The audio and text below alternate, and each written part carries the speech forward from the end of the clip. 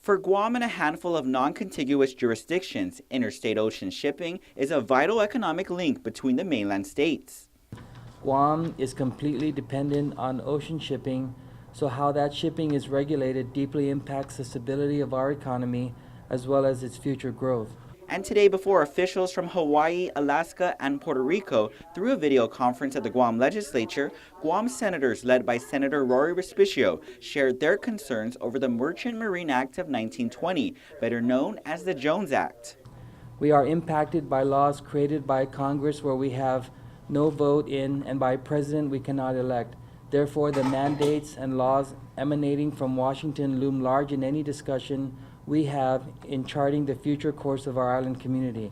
And one federal law in particular that has been at the forefront of Guam's concerns for more than a generation now has been the Jones Act. The Jones Act requires that all goods shipped between U.S. ports must be carriers owned and operated by U.S. companies and crews. And while we are exempt from this requirement because cargo still has to go through Hawaii before it gets to Guam, we still feel the impact. Tuesday's video conference was to discuss new strategies to abolish the costly federal restriction.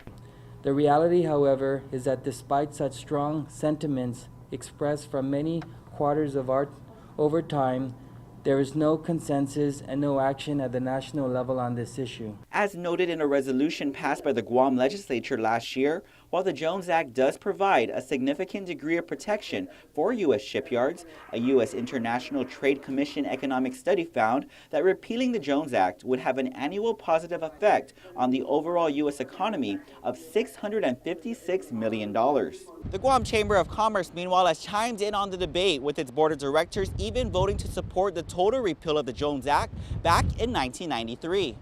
We also understand that the Chamber is about free and open markets and competition, and so that's what the Chamber is all about.